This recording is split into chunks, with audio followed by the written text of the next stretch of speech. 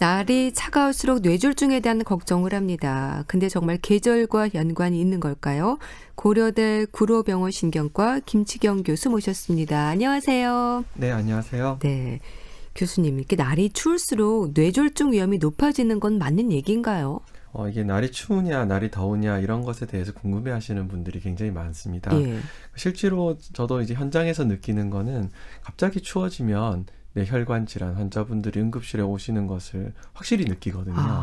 이게 숫자도 늘어나고 뇌출혈이나 뇌경색 환자들이 많이 오기 때문에 저도 이제 체감상 날씨가 추워지면 늘어나는 보다 이렇게 생각을 했습니다. 예. 근데 또 이 겨울도 물론 뇌졸중 위험이 높겠지만 환절기가 더 무섭다는 말도 하던데 이렇게 기온과 관련해서 뇌졸중을 걱정하는 이유가 뭘까요? 그래서 저도 이제 그런 게 경험을 하다 보니까 예. 정말 그럴까 이런 데이터도 좀 찾아보고 그랬는데 특히 이제 뇌졸중이다 이러면 이제 혈관이 막히는 뇌경색과 혈관이 터지는 뇌출혈이 있는데요. 뇌경색과 뇌출혈. 예, 그 중에서 뇌출혈 같은 경우는 확실히 겨울에 환자가 많이 옵니다. 국내에 보고도 응급실을 방문한 뇌출혈 환자 숫자를 보고를 한 게 있는데 겨울철에 확실히 많이 오시는 것 같고요. 예. 아무래도 요즘 이제 난방 시설이나 이런 게 좋기 때문에 저는 이제 기온이 낮은 것도 문제지만 높았다가 갑자기 떨어진다거나 이렇게 되면 아무래도 몸에 혈압 변동이 생기거나 말초 혈관이 수축되거나 늘어나는 일들이 갑작스럽게 변하기 때문에요. 네. 그런 상황에서 특히나 터지는 뇌출혈이 잘 일어난다라고 생각을 하고 있습니다. 네. 그러니까 환절기 같은 경우는 기온 변화가 심한데 이럴 때도 조심을 해야 되겠군요. 네, 그래서 어떤 분들은 기온이 낮은 것보다 오히려 변하는 게 더 문제가 아닐까. 그래서 오히려 이제 계속 추운 상태가 지속이 되면 아무래도 네. 방한을 하시거나 이런 부분에 대해서 관심들이 많은데 우리나라가 이제 사계절도 있는 나라고 기온 변화가 많기 때문에 특히나 이렇게 환절기 갑자기 추워질 때 네. 응급실 방문하는 분들이 많은 것은 저희 이제 의사들이 직접 체감을 하고 있습니다. 네. 미니 뇌졸중 3번이면 뇌졸중이 온다. 이런 말도 합니다. 이게 맞는 얘기일까요, 교수님? 이거 정말 맞는 말이거든요. 맞는 예. 말이군요. 예, 이게 이제 반복적으로 온다는 게 굉장히 안 좋은 겁니다. 이제 예. 미니 뇌졸중이다 이렇게 하면 뇌졸중이 생기기 전에 의학적으로는 일과성 허혈 발작이다 좀 어려운 말을 쓰긴 하는데요. 이게 증상이 있다가 없어지는 겁니다. 예. 그래서 증상이 있다가 없어졌으니까 괜찮나 보다라고 생각을 하시는데 이게 이제 3번 이런 식으로 반복이 되면 실제로 뇌경색이 생긴 것 보다도 재발할 위험이 더 높습니다. 네. 대략적으로 3개월에 발생할 확률이 15% 정도까지 보고가 되고 있거든요. 보통 뇌경색이 한 5% 정도 생각하기 때문에 그것에 비교해 보면 오히려 이렇게 반복적으로 미니 뇌졸중이 발생하면 더 위험하다라고 할 수 있습니다. 네. 흔히 뇌졸중이 전조 증상이 없이 생긴다고, 그러니까 갑자기 생긴다고 얘기를 하잖아요. 근데 돌이켜보면은 일단은 전조 증상이 있다는 얘기라고 봐야 될까요? 네, 그래서 모든 뇌졸중, 모든 뇌경색, 뇌출혈이 전조 증상이 있는 건 아닌데요. 예. 사실 이런 미니 뇌졸중이라는 게 전형적인 전조 증상입니다. 그래서 주로 말씀드리는 게 이제 3대 증상인데요.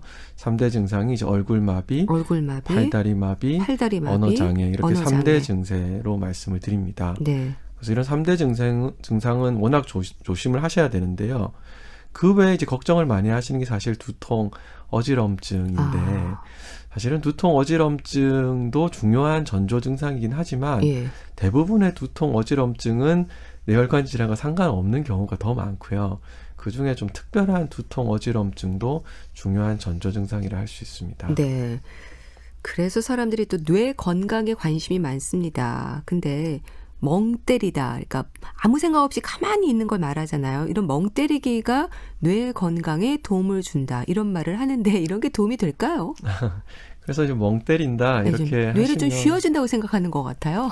사실 뇌를 쉬는 건 굉장히 중요합니다. 실제로 굉장히 중요해서 저희가 그냥 보실 때 뇌를 쉬는 가장 중요한 메커니즘 상황이 잠이라고 보시면 되겠습니다. 그래서 수면. 예, 잠을 못 자게 하면 뇌가 이제 비건강해진다. 이런 건 이제 누구나 알고 있는 사실인데요. 예. 이제 그 잠 우리가 이제 어떻게 의도적으로 하는 게 아니니까요. 이제 멍 때린다 이런 걸 좀 유사한 용어로 생각해 볼 수 있는 게 명상을 한다. 명상. 예, 뭐 이런 걸 생각해 볼 수가 예. 있습니다. 그래서 잠을 자지 않으면서도 좀 뇌를 쉬어주는 그런 것들은 분명히 도움이 될 거라고 보고요. 근데 제가 이제 말씀을 보통 드릴 때 일단 잠부터 잘 주무셔야 한다. 푹 주무셔야 된다. 예, 잠을 잘 자는 게 1차고요. 예. 근데 물론 이제 잠을 잘 못 여러 가지 원인으로 좀 잠을 못 잔다든지 뭐 또 여러 뭐 그런 일이 있으면 이렇게 멍 때린다 명상을 하시는 게 분명히 도움은 될 거라고 보고 있습니다. 예. 육식을 즐기는 습관이 뇌졸중의 위험을 높인다. 이건 어떨까요? 육식하고 뇌졸중이 또 연관이 있을까요? 이런 이제 식단 이런 것과 관계해서 뇌혈관 질환을 당연히 연관은 있을 거라고 봅니다. 예. 이게 왜 그러냐 그러면 우리가 삼시세끼를 먹고 있고 지속적으로 평생 어떤 식사를 하고 있는 거기 때문에 당연히 어떤 건강과 영향이 많을 거고요. 네. 또 뇌혈관 질환은 뭐 유전적인 요인도 일부 있겠지만 대부분은 생활 습관의 병이거든요. 이게 예. 장기간 이제 몸에 있는 혈관을 어떻게 관리했느냐, 특히 뇌에 있는 혈관을 어떻게 관리했느냐의 문제이기 때문에 당연히 이런 이제 식습관과 관계가 많습니다. 그 중에서 이제 안 좋다라고 알려져 있는 게 특히 안 좋다 알려져 있는 게 포화 지방산 뭐 이런 것들이거든요. 그러니까 고기에 많은 지방, 좀 이렇게 고체화되어 있는 지방 네. 이런 것들이 좀 안 좋다고 알려져 있는데 아무래도 육식을 많이 하게 되면 단백질도 많이 섭취를 하시겠지만 그런 이제 포화지방산 섭취가 많아지기 때문에 그런 측면에서는 육식을 많이 하는 게 좀 뇌혈관 질환, 특히 여러 혈관 질환 다 좋지 않겠지만 뇌혈관 질환에도 좋지 않겠다라고 예. 말씀을 드립니다. 그래서 또 고기를 아예 안 드시는 분들도 많으시거든요. 연세가 드신 분들 중에서. 그 고기 중에도 사실 좀 기름진 부분이 문제가 되는 거 아닐까요? 네, 그래서 사실은 고기를 안 드시면 안 됩니다. 예. 저는 모르겠습니다. 채식하시는 분도 있으시기 때문에 고기를 안 드시면 안 된다라고 말하는 게 이제 맞는 말인지는 모르겠는데 단백질 섭취는 꼭 하셔야 되거든요. 고기가 예. 꼭 아니더라도. 그럼 어떤 다른- 고기를 우리는 먹어야 될까요? 그래서 이제 보통은 닭고기류라든지 좀 붉은 고기보다는 예. 뭐 흰 고기류라고 하는데요. 좀 그런 고기에 이제 지방 성분이 좀 적다라고 우리가 생각을 하기 때문에 붉은 고기보다는 조금 그 닭고기류를 드시는 걸 보통 추천을 드리고요. 네. 붉은 고기를 드시더라도 좀 기름 성분은 좀 적은 그런 상태로 드시는 게 좋겠다. 단백질은 드셔야 합니다. 특히나 연세가 드실수록 그 근육을 지켜야 한다. 이런 얘기가 많기 때문에 단백질 섭취는 하셔야 된다라고 말씀을 드립니다. 예. 자, 어지럼증이 뇌졸중의 신호이다. 이거는 맞는 얘기일까요, 교수님? 어지럼증도 굉장히 중요한 신호 중에 하나입니다. 예.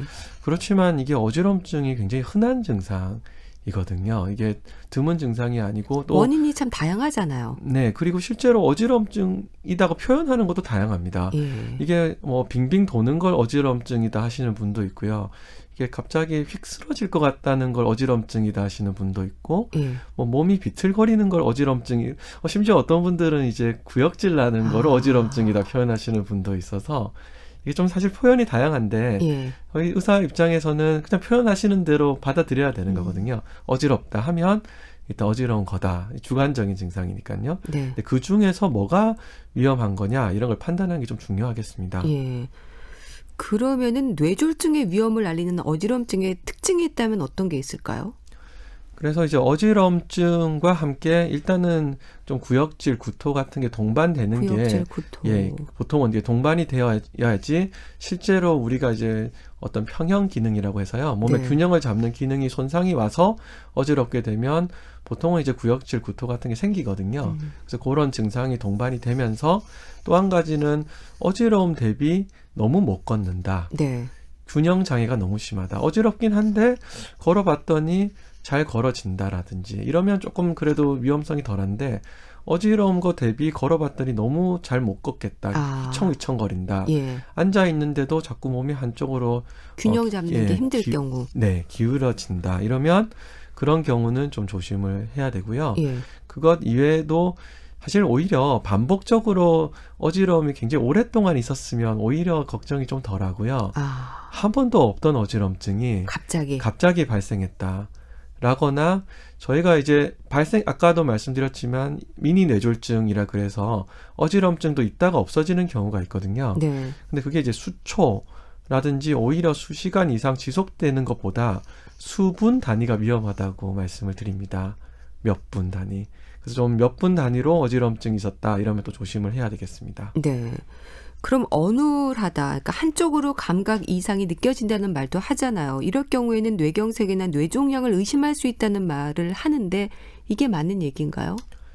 그래서 아까 3대 증상이다 제가 말씀을 드렸는데 예. 얼굴마비, 발다리마비, 언어장애 이렇게 3대 증상이라고 말씀을 드렸는데 왜 그럼 감각 증상은 3대 증상에 넣어놓지 않았을까? 그러니까요. 예, 이런 궁금증을 가지실 텐데 예. 아까 말씀드렸던 3대 증상 같은 경우는 이게 굉장히 객관적으로 알 수가 있습니다. 보시면 다른 분들이 봐도 입이 돌아갔다든지 예. 팔다리를 움직이지 못한다든지 말을 잘 하지 못한다는 것은 누구나 알 수 있는데 감각 증상은 상당히 주관적이에요. 본인만 느끼는 거잖아요. 예, 사실 다른 어찌 사람은 보면. 이게 정말 있는 걸까? 네. 이런 주관적인 증상이 많고 감각이란 것 자체가 사실 좀 굉장히 주관적이라서 네. 사실 감각 증상은 저희 의사들도 판단하기가 어려운 경우가 많습니다. 그렇지만 항상 이제 말씀드리는 게 한쪽만 갑자기 네. 그러니까 갑자기 한쪽만 감각 이상이 온다. 이러면 그것도 굉장히 중요한 증상입니다. 네. 뇌졸중으로 쓰러진 경험이 있는 분들일수록 치매 위험이 높다. 이런 말도 하는데 치매하고도 연관이 있습니까? 네, 이제 치매와도 뇌졸중, 뇌혈관 질환이 상당히 연관이 많습니다. 예. 치매는 뭐 여러 종류가 있지만 크게 대표적으로 두 가지다 생각을 하면 첫 번째는 이제 알츠하이머 치매가 있고요. 두 번째는 이제 혈관성 치매가 있습니다. 네. 근데 이게 치매란 병이 물론 이제 좀 젊은 나이에 생기는 분도 있지만 대부분 이제 노년성 질환이기 때문에요. 그런 경우에 이제 알츠하이머 치매를 하더라도 혈관성 치매가 섞여 있는 경우가 있고요. 혈관성 치매도 알츠하이머 치매가 섞여 있는 경우가 있습니다. 네. 그래서 이게 물론 이제 모든 뇌졸중이 치매로 진행되는 건 아닙니다. 그렇지만 뇌졸중의 크기라든지 예. 위치에 따라서는 그런 이제 인지 능력을 떨어뜨리는 그런 뇌졸중이 있기 때문에 이건 치매의 굉장히 중요한 위험 인자라고 할 수 있겠습니다. 네, 알겠습니다.